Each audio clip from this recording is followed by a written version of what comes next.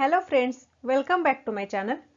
आज आपण या व्हिडिओमध्ये आई आणि मुलगी यांच्यामधलं संभाषण बघणार आहोत।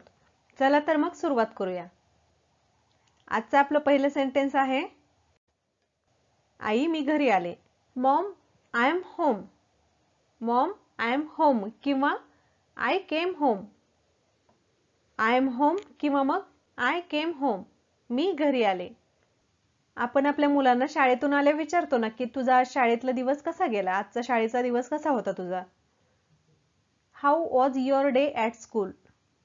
How was your day at school. आजचा दिवस छान होता शाळेतला, शाळेत खूप मजा आली। It was nice. I enjoyed a lot in the school today. It was nice. I enjoyed a lot in the school today. मुलं सांगतात की नाही, आज सरांनी आम्हाला गृहपाठ दिलाय किंवा होमवर्क दिलाय। Teacher gave me some homework today. Teacher gave me some homework today किंवा सरांनी आम्हाला गृहपाठ दिलाय असं जर असेल तर teacher gave us some homework today. आपण मुलांना शाळेतून आल्यानंतर युनिफॉर्म काढून फ्रेश व्हायला सांगतो। जा आणि तुझा युनिफॉर्म काढून ठेव आणि तू फ्रेश हो। Go and take off your uniform and freshen up.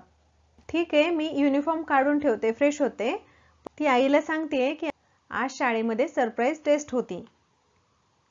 Okay mom, there was a surprise test today. Okay म्हणजे मी कपडे काढून ठेवते, फ्रेश होते, पण mom there was a surprise test today. खरंच तू चांगलं लिहिलं ना, म्हणजे तू चांगलं केलं ना। Really did you do well. Really did you do well. Paper थोडा कठीण होता। The paper was a bit hard. The paper was a bit hard.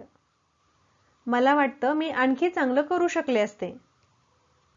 I think I could have done better. I think I could have done better म्हणजे आता ही surprise test होती, ठीक आहे, पण तू final एक्झामची चांगली तयारी कर। Okay don't worry, prepare well for the final exam. Okay don't worry, prepare well for the final exam. हो आई मी करेन। येस मॉम आय विल म्हणजे मी फायनल एक्झामची तयारी चांगली करेल। Yes mom I will. आई प्लीज तू मला काहीतरी खायला देतीस का। Mom can you please give me something to eat. Mom can you please give me something to eat. मला थोडी भूक लागली आहे। I am quite hungry. I am quite hungry. हो नक्कीच। या शुअर। या शुअर। 7 वाजलेत, आता जा आणि तुझा अभ्यास कर। It's 7 o'clock now, go and do your homework.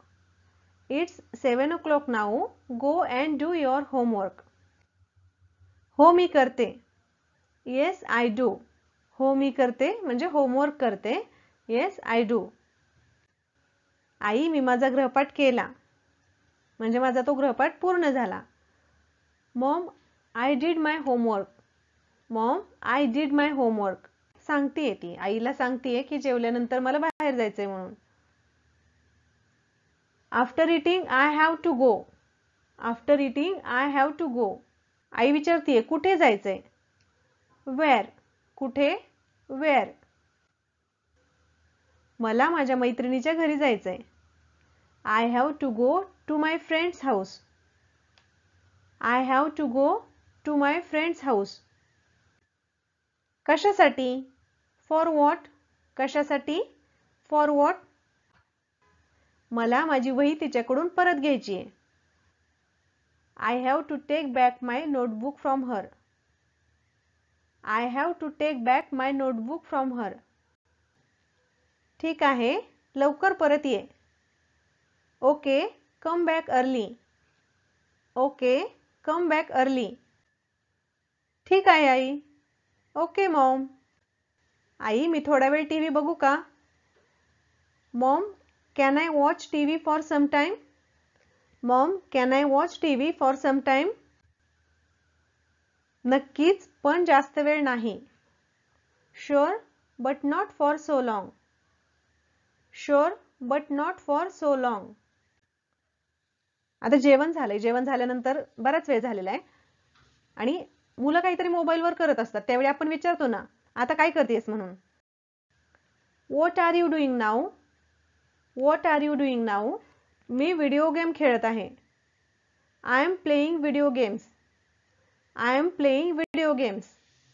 म्हणजे भास्कर, व्हिडिओ गेम खेळायचं भास्कर, 10 वाजलेत तर आता झोपायला जा.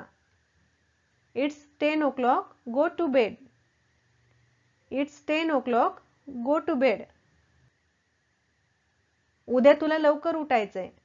You have to wake up early tomorrow. You have to wake up early tomorrow. Friends, ही अगदी रोज बोलली जाणारी वाक्य आहेत आणि ही वाक्य जर तुम्ही तुमच्या मुलांबरोबर बोलला तर मुलं सुद्धा इंग्लिश बोलायला लागतील. तर फ्रेंड्स, आजचा व्हिडिओ तुम्हाला कसा वाटला हे नक्की कमेंट करून सांगा आणि या व्हिडिओला लाईक, शेअर आणि चॅनलला सबस्क्राईब करायला विसरू नका. Thanks for watching.